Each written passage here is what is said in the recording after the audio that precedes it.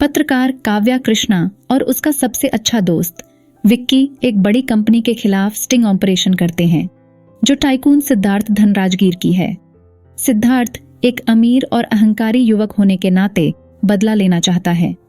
वह काव्या को आय में 300% वृद्धि के साथ अपनी कंपनी में नौकरी की पेशकश करता है। काव्या तुरंत उसका प्रस्ताव स्वीकार कर लेती है।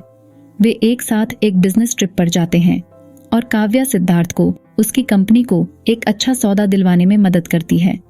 उस रात सिद्धार्थ काव्या को डिनर पर ले जाता है, जहां वे रोमांटिक रूप से जुड़ते हैं और सेक्स करते हैं। वापस लौटने पर काव्या विक्की के लिए उपहार लाती है और उसे बताती है कि वह अपनी नौकरी से प्यार करती है। अगले दिन काव्या काम पर जाती है और उसे पता चलता है कि कार्यालय में उसका प्रवेश पास रद्द कर दिया गया है। वह सिद्धार्थ से बात करने जाती है, जो अहंकार पूर्वक अपनी योजना के बारे में बात करता है और बंदूक निकालता है, उसे प्रताड़ित करता है और कहता है कि उसके मन में उसके लिए कभी कोई भावना नहीं थी। वह तो बस उस स्टिंग ऑपरेशन का बदला लेना चाहता था जो उसने किया था। दुखी होकर काव्या चली जाती है और विक्की के समर्थन से दूसरी नौकरी के लिए आवेदन करती है।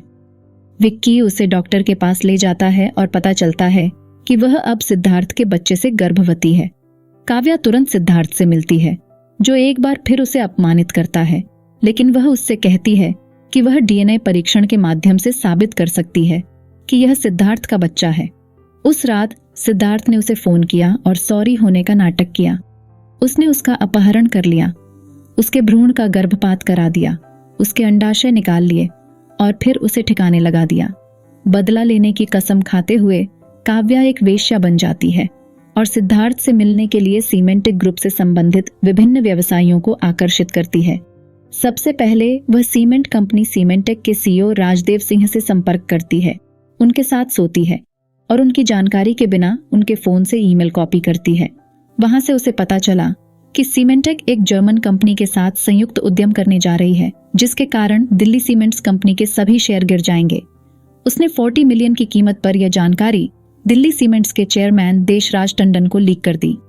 इसके बाद देशराज टंडन एक प्रेस कॉन्फ्रेंस आयोजित करते हैं और सीमेंटेक ग्रुप से अपना समर्थन वापस ले लेते हैं, जिससे सिद्धार्थ और उनकी कंपनी को भारी नुकसान होता है। फिर काव्या यह बात सिद्धार्थ को बताती है और उसे चुनौती देती है कि वह उसे नष्ट कर देगी। इसके बाद सिद्धार्थ ने उसकी जानकारी के बिना उसके पूरे घर में कैमरे लगा दिए, लेकिन काव्या को इसका एहसास एक कैमरा देखने के बाद हुआ, जब उसने देखा कि उसके फर्नीचर को फिर से व्यवस्थित किया गया था। काव्या राजदेव को अपने घर बुलाकर और उसे बहकाकर उसके खिलाफ इस हथियार का इस्तेमाल करती है, यह जानते हुए कि सिद्धार्थ फुटेज देख रहा है। काव्या सीमेंटेक के भविष्य के संचालन और घोटालों के बारे में अधिक जानकारी के लिए राजदेव को लुभाने में सक्षम है, जबकि बदले में उसे सीमेंटेक के प्रतिस्पर्धियों के बारे में गलत जानकारी प्रदान करती है।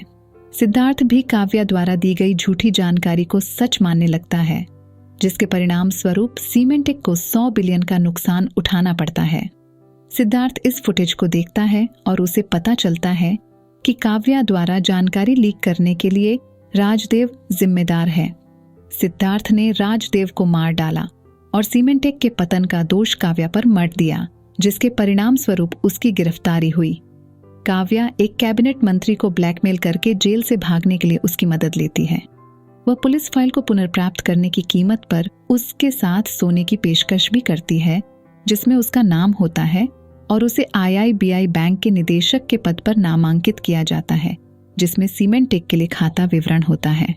वह सीमेंटेक की बोर्ड सदस्य बन जाती है और अपने सबसे अच्छे दोस्त और मूक प्रेमी विक्की की मदद से एक बड़े घोटाले का पता लगाने के लिए उनकी फाइलों तक पहुंचती है। हालांकि बदला लेने के क्रम में विक्की काव्या की हरकतों से तबाह हो गया है।